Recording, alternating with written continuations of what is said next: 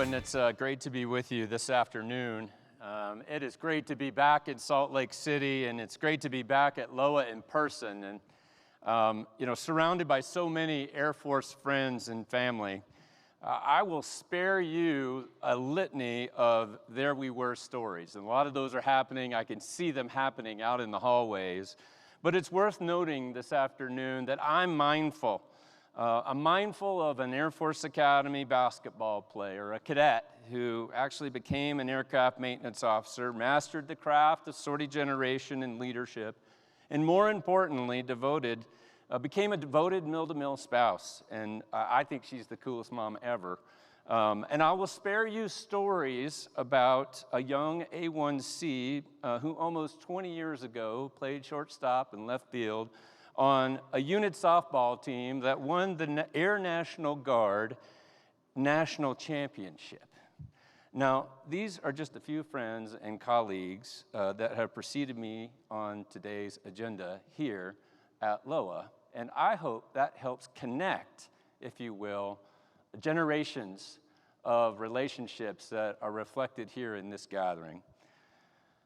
I'm thinking about a former ACC A4 exec and a 21X flesh peddler.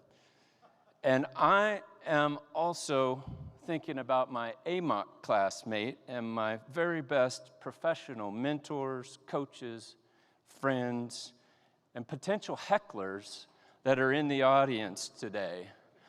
And they're all here. Most of them are up front, which is a little scary, all right? But I want to congratulate the Logistics Officer Association. And like many other milestones, the annual LOA gatherings mark a passage of time and life, and they reinforce that upward spiral of leadership, experience, and learning. And I'm glad to share another LOA symposium in person with you today. I also want to congratulate each LOA chapter that's represented here today. Like the NCOs of our Air Force, the chapters are really the backbone of LOA. And they are the leading edge of effective learning and networking and professional development, and a great opportunity to enhance perspective, context, and to meet new people and make friends. It's an honor for me to be with you here today and to share an interesting keynote address. And I got to tell you, I'm a little nervous, and I'm worried, just a little bit concerned, because at multi-day events like this, at a certain point, all the keynotes start sounding the same, right? And so one of my primary goals for today is to make sure that that effect doesn't happen until tomorrow, all right? Okay? That's one of my goals. This presentation really can be divided into 3 different parts. And actually, today we're only going to do 2 parts, so that's a good thing, right? But the 2 parts we're going to talk about today is we're going to talk about you, we're going to talk about the United States Air Force, and we're going to talk about Northrop Grumman, us, together, just a little bit. So the title of my presentation mirrors the theme of this year's conference to complement and highlight the importance and difficulty of leading an adequate pace of change in managing that change in a positive way, as well as the role of sustainment in providing air dominance. The challenge of sustaining air dominance is no short order. It's hard work as is, and as was, and the world continues to change. And this thing that we call logistics, or sustainment in many places, is hard work. And your hard work, as you know it today, and many others have said on this stage, will be harder tomorrow in a contested and denied environment. This year's theme reminds me that it's not the strongest or the fastest species that survive, but the species that most readily adapts to changes in its environment. And it also reminds me of the 5 major themes that General Brown laid out in his challenge to all of us. In a near-peer fight, air dominance is not assured. And I'm encouraged to think about a specific date in history, 15 April 1953, when I think about assured air dominance. Raise your hand if you know what that date means. This is audience participation. Okay, all right. There's not a room full of history majors here, which is good. All right, we're solving hard problems. 15 April 1953 was the date that the last American ground soldier was killed by enemy air in combat. All right? Now that's your legacy. That's the challenge to you, to ensure air dominance. The second thing the chief called out in his major theme was good enough today will fail tomorrow. The third, collaboration within and throughout is a must for success. And when I think about within and throughout, I think about what has to happen inside the Air Force, and I think about what has to happen in and outside of the Air Force, particularly between the Air Force and industry. The fourth is empowered airmen can solve any problems, and by golly, just go to that Tesseract booth and check that out, and you can see how we're solving problems, how you're solving problems. That's encouraging. And finally, the consequences of failure and success are profound. And you heard Secretary Kendall this morning talk about operational imperatives, and that to me shines a white-hot spotlight on help needed to meet the Air Force's future challenges and the top 3 priorities of the pacing threat. And I'm not going to make you count them off on your fingers, right? But we know what they are, and it's said over and over again, and I think that's, frankly, something we need to be thinking about. The National Defense Strategy highlights the need for thinking and action around logistics and the implication of near-peer competition and or near-peer conflict on logistics.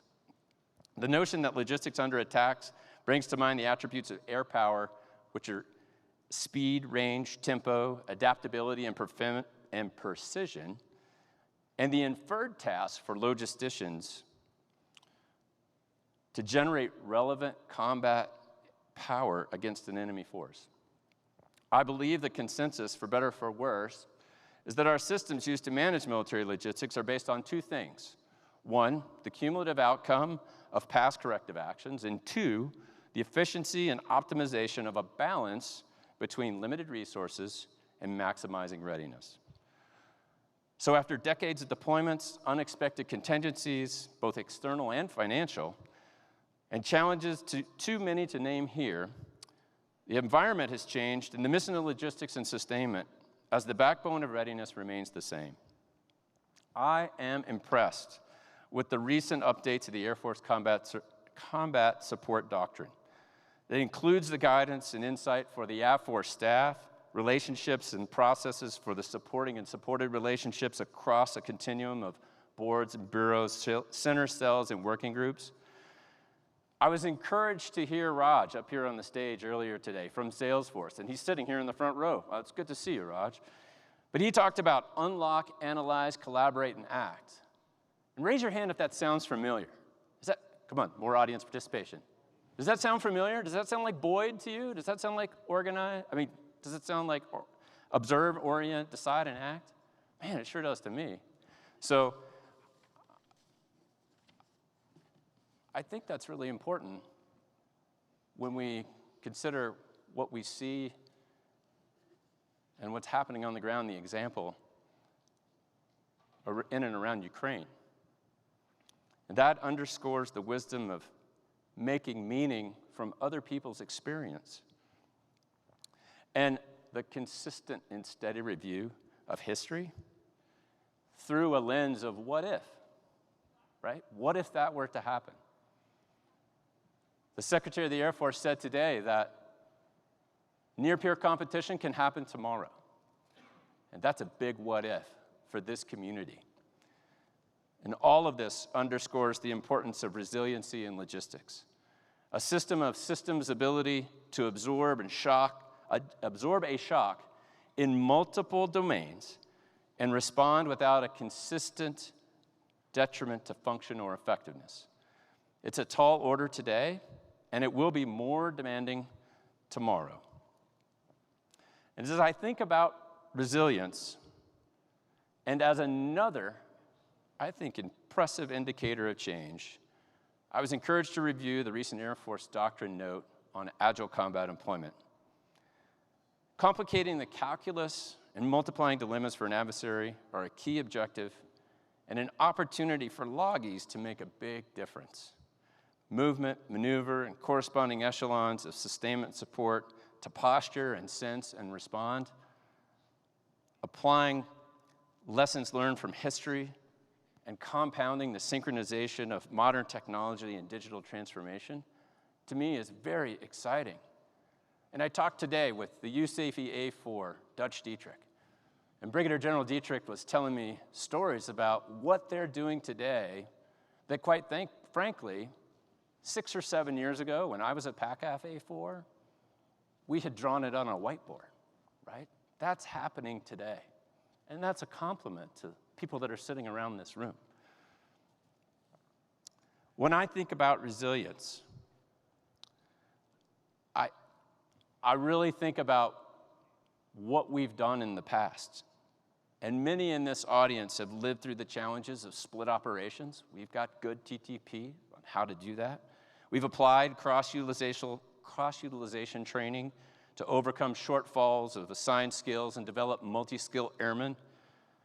And yet the demand to pivot from pull to push logistics will require the very best minds to imagine, experiment, and validate and verify the tactics, techniques, and procedures that will follow on in development.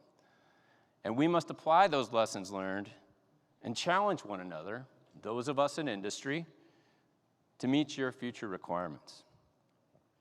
I'm encouraged to see the breadth and pace and volume of experimentation, trial and error to develop adaptive logistics. And I think that Tesseract team and that Aether Sprint team deserves, quite frankly, an honorable mention. This all underscores change, and that the change won't be from a single unit or a single career field or a single MAGCOM. My sense is that the understanding of logistics and mission generation will need to expand and grow, and also include collaboration with other tribes and talents that might not be in the room with us today.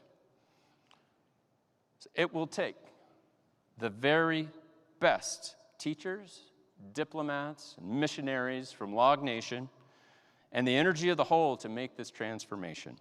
And I'm encouraged to see the team, your team, step forward to meet that challenge. I also want to talk about another type of transformation, and that's digital transformation. And as much as we like to think first about gadgets and tools, digital transformation is also cultural transformation, about how we work and learn and share information that empowers teams to design, develop concepts, build, and sustain with the agility and speed for today's world. Years ago, we used the dichotomy of a digital immigrant and a digital native to describe the difference between generations that adapted from an analog to a digital environment and those that have known no other alternative to a digital world. And that digital world continues to transform in and of itself. And we have to ask ourselves if our own behaviors are adapting accordingly to the environment that's changing around us. Northrop Grumman's digital transformation is based on 4 core initiatives. A lean, agile framework that drives the way we approach relationships in our business with customers, suppliers, and employees, and enables the delivery of innovative and relevant solutions to customers using gated processes, constraints-based management, and checklists to present traveling work. The second core initiative is Transformational Manufacturing that combines traditional manufacturing processes and advanced technologies and digital capabilities. Northrop Grumman's Integrated Digital Environment, or INGOD, is an enterprise-wide integrated digital framework that connects people, processes, data, tools across a range of environments to support digitized lifecycle management. And fourth and final is the model-based everything. We call it MBX. And it's a mindset or an attitude that seeks ways to optimize the way that we work using modeling and simulation applications, enhancing communication and collaboration across functional teams and throughout the lifecycle of a weapon system. The overarching goal of these 4 initiatives is to deliver products and services faster and more efficiently. So I want you to know we too are on a journey of change. We are reimagining the way that we do business. Now I want to ask you to bear with me for 2 examples as evidence of that journey. The first example is called RACER. It's Rapid Accelerated Concurrent Engineering for Repairs. It integrates material properties database, mathematical algorithms, a unique web user interface, a report generator, and lastly, a digital scanner. This product develops and packages critical structural engineering solutions for Cognizant Engineering Authority approval. Capabilities include repair development, tech data package development and/or validation, digital fit, first article validation, root cause analysis, and digital prototyping that enhances throughput by reducing iterations between repair activity and engineering authorities. The second brief example includes the future work and operational evaluation of virtual, augmented, and mixed reality in aircraft maintenance environment. And there are several examples of that in the exhibit hall today. The value proposition, I believe, is to improve the effectiveness of aircraft maintainers, mature their practical experience, and support skill-level development and know-how. This brings our physical world and a virtual world together in the minds and at the fingertips of our maintainers. Gazing at the horizon and thinking of another current dichotomy, I believe that one day we'll stop saying digital engineering because the word digital will be redundant. We won't know engineering without the digital tools that we are using, developing, and multiplying today.